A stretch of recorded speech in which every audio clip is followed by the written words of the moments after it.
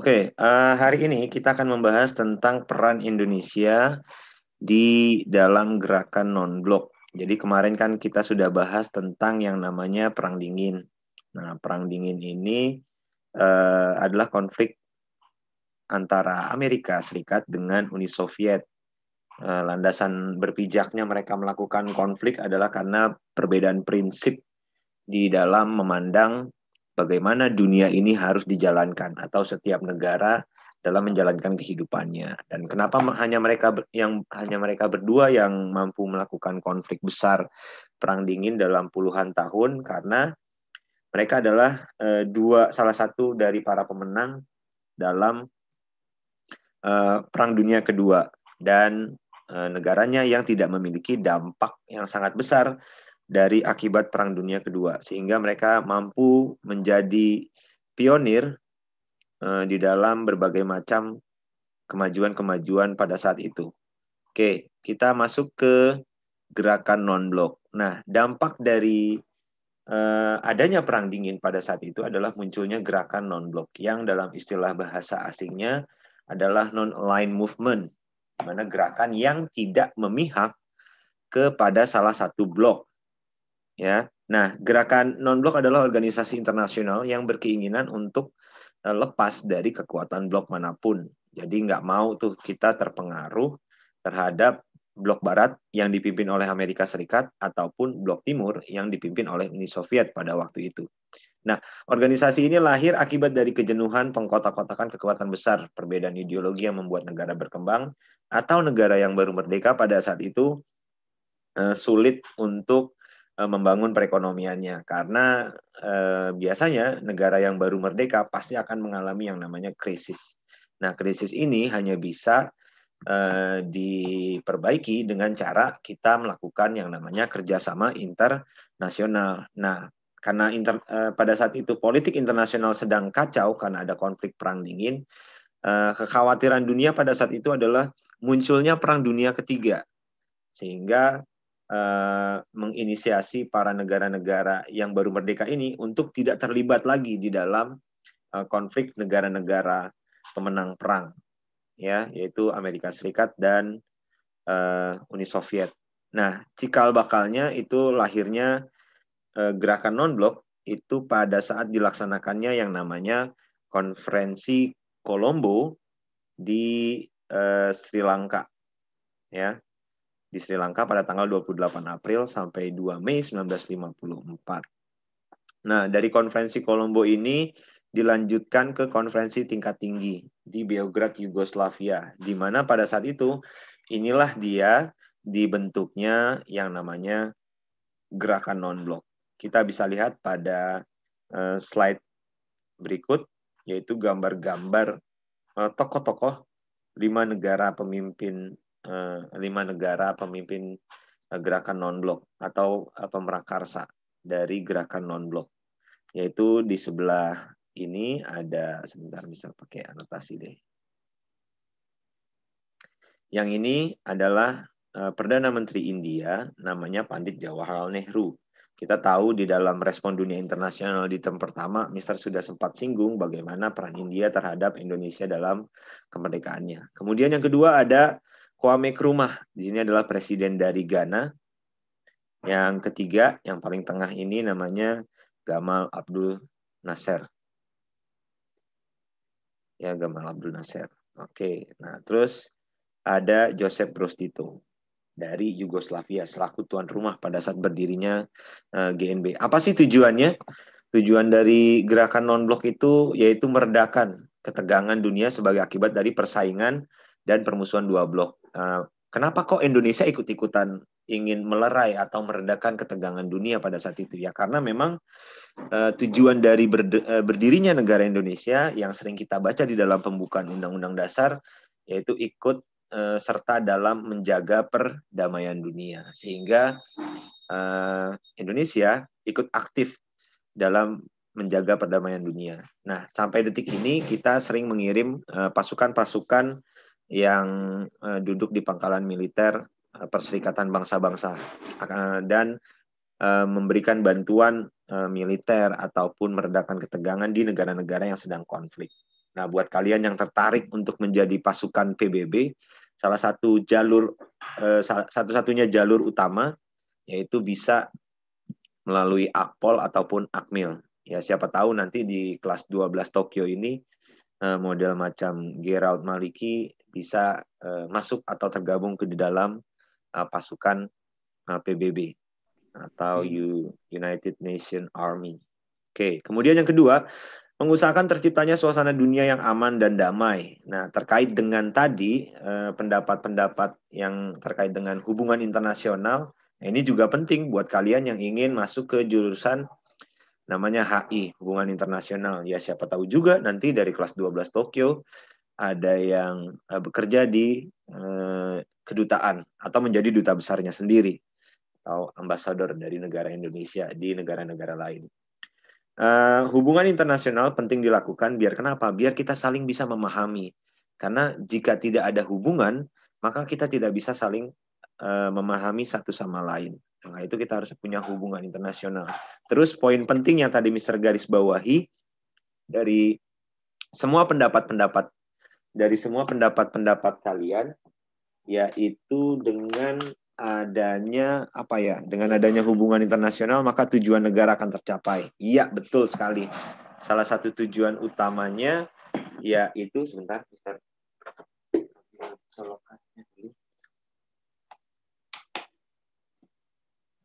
Oke. Kita kembali lagi online. Laptop Mister mulai drop baterainya. Dengan adanya hubungan internasional, maka dengan sangat mudah kita bisa memenuhi kebutuhan hidup kita. Karena memang pada dasarnya hampir di setiap negara itu kan merupakan kumpulan manusia. Dan manusia itu sendiri tidak bisa hidup tanpa bantuan manusia yang lainnya. Maka dia harus bekerja sama. Nah, begitu juga dengan negara. Karena negara adalah kumpulan dari manusia, negara juga membutuhkan negara lain untuk memenuhi, menjalankan atau melangsungkan kehidupannya. Mengusahakan terciptanya suasana damai ini tadi sudah mengusahakan terwujudnya hubungan antar bangsa secara demokratis. Betul sekali. Demokratis dalam artian kita bisa bekerja sama dengan bekerja sama yang saling menguntungkan. Kalau misalnya kita belum mahir atau menguasai teknologi, tapi kita memiliki sumber daya alam, maka kita harus melakukan kerjasama yang sifatnya fair, yang sifatnya adil. Dan yang keempat, tujuan dari GNB adalah menentang kolonialisme, politik apartheid, dan rasialisme. Nah, politik apartheid ini adalah politik rasis yang dilakukan oleh orang-orang kulit putih terhadap orang-orang kulit hitam di benua Afrika. Nanti kita akan lihat di dalam perjalanan sejarahnya di negara Afrika bagian selatan atau Afrika Selatan, nanti akan memunculkan tokoh fenomenal bernama Nelson Mandela yang menentang politik apartheid dan rasialisme. Bagaimana rasialismenya itu sangat-sangat luar biasa, terasa sekali. Nah, yang selanjutnya yang kelima ya. Yang kelima adalah memperjuangkan kebebasan dalam bidang ekonomi kerjasama atas dasar persamaan derajat. Cikal bakal adanya Perang Dunia Kedua itu pada dasarnya adalah persaingan ekonomi, persaingan dagang, tidak fairnya perdagangan di dalam luar negeri. Ada yang menguasai suatu wilayah, contohnya misalnya Belanda. Belanda itu kan memonopoli wilayah Indonesia. Jadi tidak boleh ada negara lain yang menguasai pasar kecuali Belanda. Nah, hal inilah yang menjadi pemicu ketegangan internasional dalam Perang Dunia Kedua pada waktu itu. Kemudian meningkatkan solidaritas di negara-negara anggota gerakan non-blok. Kita harus solid sebagai negara yang baru merdeka, harus saling bahu-membahu dalam mencapai kemajuan. Menggalang kerjasama antar negara berkembang dan negara maju menuju terciptanya tatanan ekonomi dunia yang baru, sehingga kita bisa menikmati dari kemajuan teknologi saat ini. 5 prinsip GNB atau yang disebut dengan Punch Seal, kalau diterjemahkan ya ini mirip-mirip seperti Pancasila sih. Yang pertama, poin terpentingnya adalah masalah kedaulatan. Jadi kita harus menghormati kedaulatan negara. Nah, di awal pembelajaran tadi, Mister sudah kirim bagaimana salah satu tokoh diplomat kita mampu mengcounter fitnah dari negara-negara yang berada di Indonesia bagian timur, yaitu Solomon, Tuvalu, Tonga, dan beberapa negara lain yang menginginkan Papua itu menjadi negara merdeka. Ya. Kemudian ada perjanjian non-agresi, yaitu perjanjian damai untuk tidak saling menyerang. Yang ketiga, tidak mengintervensi urusan dalam negeri negara lain. Jadi kita tidak mencampuri urusan negara lain dalam artian kalau di sana ada konflik, kita bukan terlibat untuk memihak salah satunya, tapi kita terlibat di dalam untuk menjaga perdamaian agar tidak terjadi yang namanya pelanggaran HAM. Oke, yang keempat, kesetaraan dan keuntungan bersama. Ini terkait dengan kerjasama ekonomi tentunya. Yang kelima adalah menjaga perdamaian dunia. Jujur yang namanya perang itu nggak enak, yang namanya konflik itu nggak seru. Ya, jadi kita hidup di bawah kekhawatiran. Kita memang saat ini belum merasakan bagaimana sih hidup di zaman perang itu. Ya jangan sampai, karena kalau ya seperti sekarang aja misalnya gini, seperti sekarang ya, kita yang biasanya ketemu di sekolah, tiba-tiba udah hampir lebih dari 6 bulan ya, kita nggak ketemu. Kita nggak bisa ke sekolah, kita sulit bersosialisasi secara normal. Kita harus belajarnya di rumah. Nah, hidup di bawah tekanan perang itu jauh lebih buruk daripada kondisi sekarang ini. Maka dari itu kita berusaha sebisa mungkin untuk selalu menjaga perdamaian internasional. Oke, selanjutnya peran Indonesia yang kedua adalah tentang berdirinya ASEAN. ASEAN, ini pelajaran dari SMP kalau nggak salah nih. Itu Association of Southeast Asian Nation. Jadi kerjasama regional ya di kawasan Asia bagian Tenggara. Nah, pendirinya ada 5 negara, pemerakarsanya itu didirikan tahun 1967, tepatnya tanggal 8 Agustus. Di mana ada perwakilan-perwakilan dari 5 negara, Indonesia, Malaysia, Singapura, Filipina, Thailand. Dan ini tokoh-tokohnya. Nah, ini adalah salah satu putra terbaik Indonesia yang dimiliki, yaitu Adam Malik, seorang menteri luar negeri yang sampai saat ini belum ada gantinya. Sehebat beliau. Ya. Oke, kemudian tujuan ASEAN dan prinsip ASEAN. Kalau boleh tahu, kantor ASEAN itu adanya di mana ya? Ada yang bisa jawab? Kantor ASEAN? Coba Revin, kantor ASEAN ada di mana? Kantor kesekretariatan ASEAN. Senayan, Sir. Nggak tahu deh, lupa. Hah? Senayan. Kansah? Ada di mana Kansah? Kantor ASEAN? Sisingamaraja bukan? Ya. 70A. Adanya di Jakarta Selatan. Terima kasih sudah googling, Ahmad. Yaitu di Jakarta Selatan yang mau mengarah ke arah Blok M ya, kalau nggak salah. Di sana tuh ada kantor kesekretariatan ASEAN. Ya. Nah, terus tujuan dari berdirinya ASEAN yaitu mempercepat pertumbuhan ekonomi, kemajuan sosial, dan perkembangan budaya di kawasan Asia Tenggara. Kita tahu bahwa di awal-awal hampir semua negara-negara di ASEAN adalah merupakan bekas jajahan, kecuali Thailand ya. Thailand itu kalau nggak salah nggak pernah dijajah deh. Nggak pernah dijajah sama Eropa maksudnya, tapi sempat dikuasai oleh Jepang. Kemudian mempromosikan perdamaian, stabilitas regional, penghormatan kepada keadilan dan supremasi hukum dalam hubungan antar negara. Kerjasama ini dimulai dari kerjasama dalam bidang budaya dan pertukaran pelajar. Nah, sekarang posisinya untuk ASEAN ini, kita sudah masuk yang namanya AFTA, ASEAN Free Trade Area, jadi kawasan perdagangan bebas di negara-negara Asia bagian Tenggara.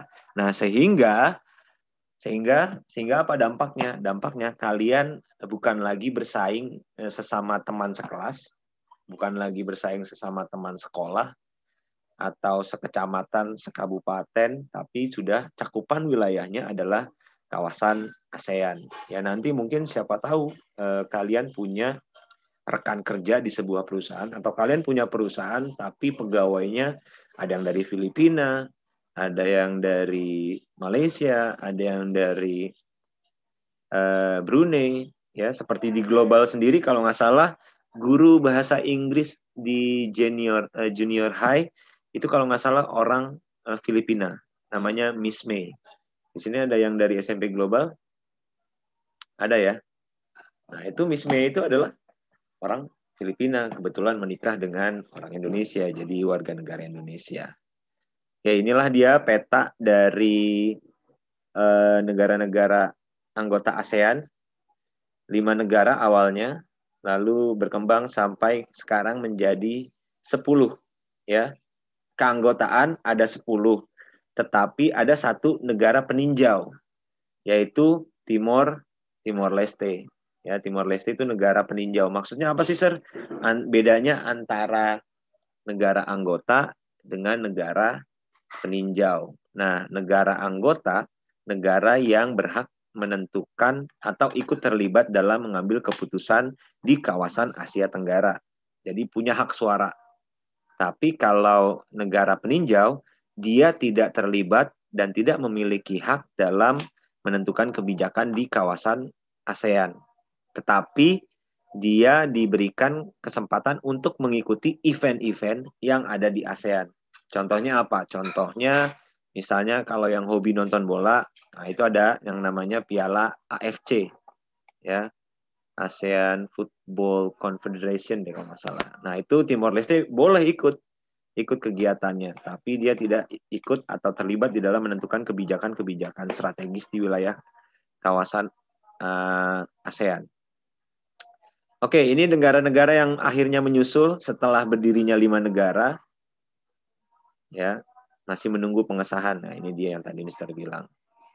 Oke, kerjasama apa aja sih yang diharapkan? Nah, ASEAN atau peran Indonesia yang lainnya di dalam percaturan politik internasional, yaitu negara-negara mendukung dialog antara negara kawasan utara dan kawasan selatan. Kawasan utara ini identik dengan yang namanya negara-negara maju, yaitu di Eropa, Amerika bagian utara, dan beberapa negara Asia. Contohnya ya Jepang dan Korea saat ini. Ya, negara-negara utara disebut sebagai kelompok negara maju yang memiliki pendapatan per kapita tinggi. Nah, ini definisi secara geografi nih, yang dari Miss Vivin. Negara maju dan negara berkembang. Negara utara menanamkan modalnya ke selatan, terutama wilayah-wilayah Asia bagian Tenggara, dalam bentuk pendirian perusahaan-perusahaan asing. Nah, perusahaan asingnya contohnya apa sih yang ada di Indonesia? Ada yang bisa sebutkan perusahaan asing yang ada di Indonesia?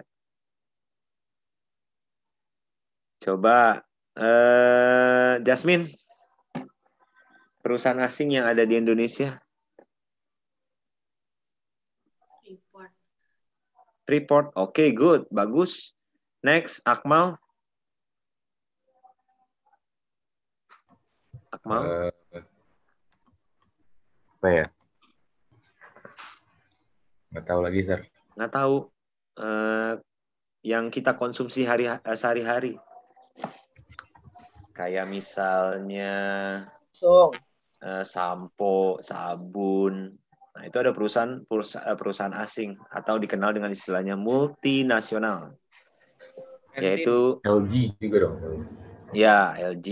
Salah satunya Nivea itu dalam perusahaan yang namanya Unilever.